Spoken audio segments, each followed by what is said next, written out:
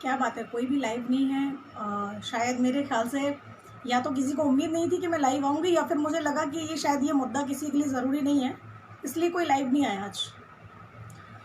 नमस्कार और मेरे सभी फौजी भाइयों को जय हिंद। ज्वाला शक्ति संगठन की तरफ से चलाए जा रहे इस बेटा बचाओ अभियान में अपना अपना योगदान देने वालों को, इन पोस्टों को शेयर करने वाले, इन पोस्टों को लाइक करने वाले, अपनी बात अपना मत रखने वाले और अब इस मुद्दे को आगे बढ़ाने वाले हर उस शख्स के लिए तहे दिल से धन्यवाद करते हो, क्योंकि जिस व्यक्ति ने भी इस लड़ाई का हिस्सा बना है, चाहे वो घर बैठे बना हो, चाहे वो अपने सोशल मीडिया के ज़रिए बना हो, चाहे वो मेरे साथ फील्ड में आकर खड़ा होकर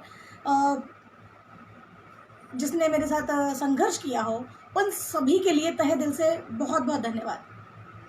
आज का ये मुद्दा वैसे बहुत ज़्यादा सेंसिटिव है और कहूँ तो शायद बड़ी गहरी एक चोट लगी है खुद को, सिर्फ इसलिए इस मुद्दे पर आप सभी के विचार भी चाहती हूँ कि आप सभी इस मुद्दे को बड़े ध्यान से सुने, अपना अपना विचार दें, जिससे कि मैं आगे बढ़ सकूँ।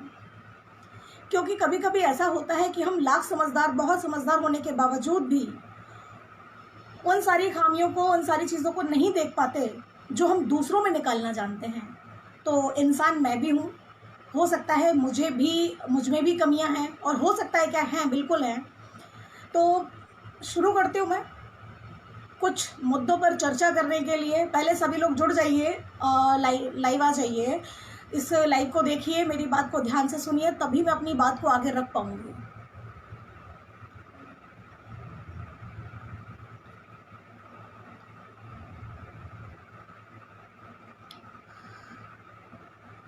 उसके पहले मैं सभी लोगों से रिक्वेस्ट कर देती हूँ कि वो लोग जो मुझसे अपने किसी भी घरेलू मामले में, जैसे प्रॉपर्टी के मामले में मदद चाहते हैं, जैसे मुझे कुछ लोगों के मैसेज आए थे कि उनकी प्रॉपर्टी का विवाद है, उनकी फैमिली ने प्रॉपर्टी, तो देखिए मैं एक मुहिम लेकर चल रही हूँ। मैं उन निर्दोष युवकों के पक्ष में लड़ाई लड़ रही हूँ जिन युवकों का कोई दोष नहीं है, फिर भी तो ये प्रॉपर्टी के मामले और इस तरह के जो मामले हैं वो मेरी फील्ड में नहीं है, और मैं इन मामलों में नहीं पढ़ सकती, ना ही मैं इसमें कोई मदद कर सकती हूँ, क्योंकि मेरी फील्ड जो है वो है घरेलू हिंसा, धारा 125 के तहत। इसके अलावा जितने भी कानून जो है जिनका दुरुपयोग हो रहा है, 354, 376 रेप केस, छेड़छाड़, 498 है दहेज एक्ट, इन सब के खिलाफ मैं लड़ रही हूँ, इन कानूनों के खिलाफ लड़ रही हूँ। ये जो काले कानून हैं, जिन लोगों की वजह से, इन कानूनों की वजह से जो निर्दोष पुरुष है, जो प्रतिदिन जिनका प्रतिशत बढ़ता ही जा रहा है, वो आत्महत्या कर रहे हैं। चलिए मैं शुरू करती हूँ अपनी बात को। आप सब लोग ध्यान से सुनिएगा, और जो लोग नहीं सुन पाए वो इस लाइव को वापस से देख लीजिएगा, सुन लीजिएगा और बताइएगा। क्या पंजाब के भटिंडा शहर का एक मामला था जहां पर मैंने पिछले, ये अगस्त सितंबर की बात है, उन युवतियों पर उन्हीं की मां का केस दर्ज था, जो कि हत्या का। लेकिन उस केस में राजीनामा हुआ, राजीनामा होने के बाद बरी किया गया। ऐसी युवतियां, उनमें से एक जो बहन थी, वो एक युवक को परेशान कर रही थी, और उस युवक के चलते मदद के लिए मैं वहाँ पहुँची और मैंने मदद की। मदद के दौरान मैंने कई सबूत इकट्ठे किए, और सबूत इकट्ठे करने के बाद जब एफआईआर दर्ज करने के लिए पुलिस एग्री हो गई, पुलिस प्रशासन द्वारा उस एफआईआर को दर्ज करने से अपनी सहमति दे दी गई। उस समय युवक पक्ष ने रात के करीब, मैं बिल्कुल नहीं भूलूंगी कि रात के करीब 2 बजे का समय था, और मैं थाने में बैठी हुई थी उस युवक पक्ष की मदद करने के लिए। और जैसे युवक पक्ष को लगा कि अब लड़की पक्ष जो है वो डर चुका है और अब आज के बाद वो उसको परेशान नहीं करेगा और उनका मामला यहाँ पे ख़त्म हो सकता है, इस मामले में उनको कोर्ट कचहरी भागने की उनको ज़रूरत नहीं लगी। इसलिए उन्होंने मेरे वहाँ से रात को 2 बजे जैसे ही मैं थाने से बाहर निकली, तो उन लोगों ने अपनी सहमति देते हुए और पुलिस के दबाव से भी इन दोनों ने राजीनामा कर लिया। जबकि एफआईआर के लिए एसएचओ की परमिशन आ चुकी थी कि एफआईआर लड़की के ऊपर ब्लैकमेलिंग की जाए, लड़की जेल जाती, उसको भी अपने किए पर बिल्कुल उसकी सज़ा मिलती। लेकिन कई लोगों का कहना ये होता है कि मैडम आप उन लोगों की लड़ाई नहीं लड़ते हो जो लोग लड़ना चाहते हैं। अरे भाई, इस 4 साल में बहुत देखा है मैंने, बहुत ऐसे ऐसे लोगों को देखा है जो पहले दिन आके मुझसे दावा करते हैं कि आप मर्जी आए जैसे हमको लिखवा लीजिए, मर्जी आए जैसे कर लीजिए, लेकिन हम इस लड़ाई में पीछे नहीं हटेंगे।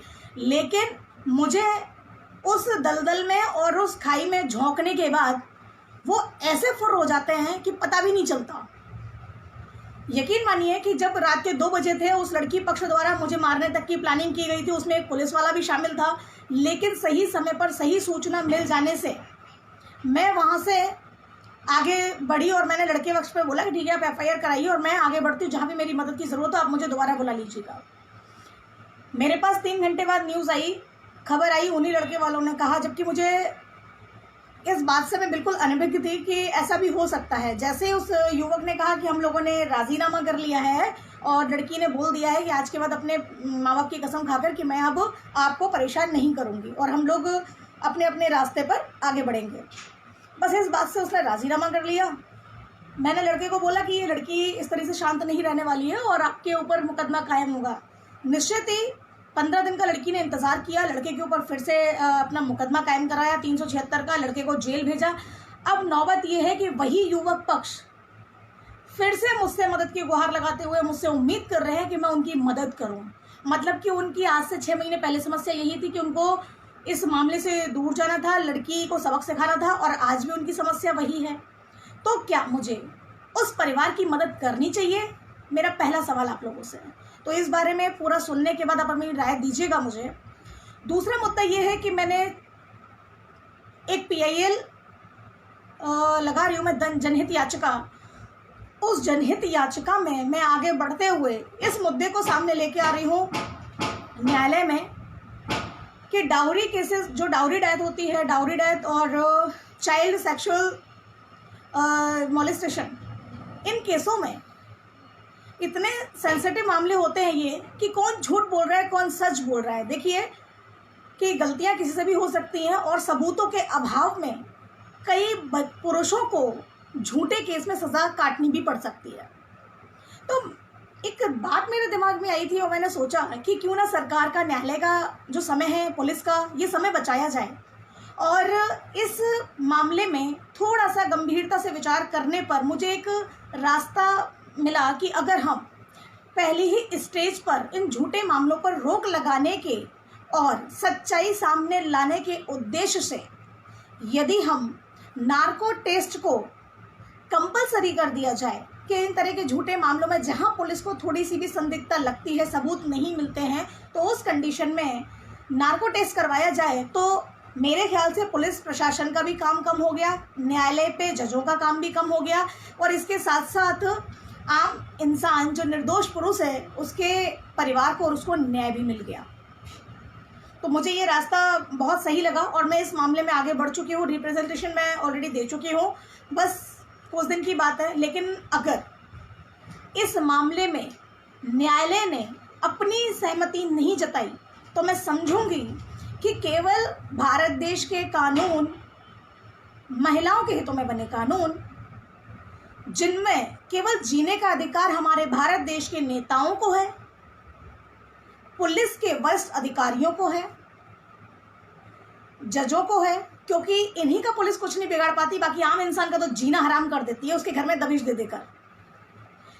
लास्ट में एक बात यही कहना चाहूँगी कि मैंने, देखिए, निर्दोष पुरुषों की मदद के लिए बहुत कुछ ज़िंदगी में बहुत कुछ सहा भी है, इन रास्तों पर चलते हुए बहुत कुछ महसूस भी किया है।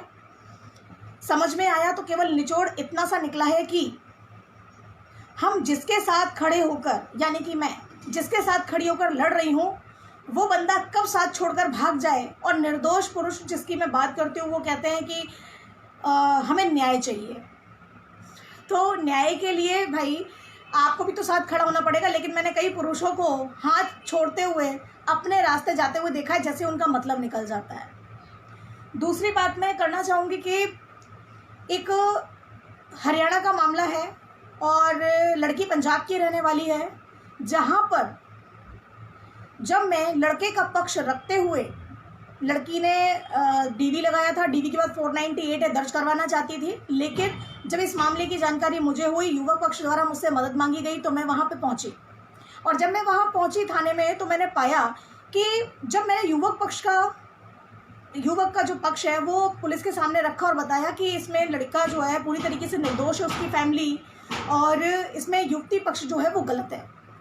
शादी से पहले 1.5 महीने की प्रेगनेंसी थी और ये सारी डॉक्यूमेंट्स विद प्रूफ जब मैंने पुलिस के सामने रखे तो आप यकीन नहीं करेंगे, पुलिस ने बोला ठीक है हम इनकी मदद करने को तैयार है। अब पुलिस की हिम्मत मुझसे तो पड़ती नहीं है रिश्वत मांगने की, तो उन्होंने पीठ पीछे चुपचाप से लड़के वालों को कांटेक्ट किया और उनको बताया कि 50,000 रुपये की डिमांड रखी थी। लेकिन जैसे ये खबर मुझे मिली तो देखिए, मैं रिश्वत देने और लेने इन दोनों के विरुद्ध हूँ, चाहे मामला कुछ भी हो। लड़के को चाहे वो जेल भेज दें, लेकिन मैं रिश्वत नहीं दे सकती। जब मैं गलत के खिलाफ लड़ रही हूँ तो मैं गलत कैसे कर सकती हूँ। तो लड़के पक्ष से मैंने पूछा कि क्या आप एग्री हैं मैं इस लड़ाई में आगे बढ़ूँ और आप मेरे साथ हैं? तो उन्होंने बोला कि हम आपके साथ हैं, आप जैसा कहेंगे हम वैसा करेंगे। तो उस पुलिस वाले की प्रॉपर मैंने रिकॉर्डिंग की है जहाँ वो रिश्वत मांग रहा था, और उस पर रिकॉर्डिंग करने के बाद सारे साक्ष्यों को इकट्ठा किया है। तो मैं चाहती हूँ कि मैं ऐसे पुलिस वालों के खिलाफ भी जाऊँ। मेरा उद्देश्य यहाँ पर आपको बताने का सिर्फ इतना है कि मैं हर वो लड़ाई लड़ने के लिए तैयार हूँ जो सत्य के खिलाफ है। सत्य को सामने लाने के लिए ये लोग जितने भी नीचे गिर सकते हैं, लेकिन मैं सत्य को सामने लाने के लिए हमेशा अग्रसर हूँ, हमेशा प्रयत्न करती रहूँगी। लेकिन बदले में मुझे भी ऐसा व्यक्ति चाहिए जिसके साथ में, जिसके लिए लड़ रही हूँ, जिसको न्याय दिलाने के लिए लड़ रही हूँ, वो व्यक्ति भी अटल हो। ऐसा नहीं हो कि ज़रा सा दबाव आने पर, क्योंकि दबाव उसके ऊपर आ सकता है और दबाव मेरे ऊपर भी आ सकता है, लेकिन सारे दबाव सहन करने के बाद भी मैं आगे बढ़ती हूँ ना, निर्दोष पुरुषों की मदद करती हूँ। तो प्लीज़ आप लोगों से मेरी रिक्वेस्ट है, सभी से मेरी प्रार्थना है कि इस वीडियो को शेयर कीजिए। और अगर मुझे आप लोगों की सहायता चाहिए इसमें, वो इसलिए कि जो मैंने जनहित याचिका में लगाई है कि डाउरी केसेस, डाउरी डेथ में और चाइल्ड सेक्सुअल मॉलेस्टेशन में, इन केसों में फर्स्ट प्रायोरिटी पे नार्को टेस्ट को सहमति दी जाए। यदि ऐसा होगा तो जनता का विश्वास न्याय पर सदा टिका रहेगा। और दूसरी बात, न्यायालय का वक्त भी कम लगेगा, पुलिस प्रशासन का वक्त भी कम लगेगा और भ्रष्टाचार भी खत्म होगा। जय हिंद।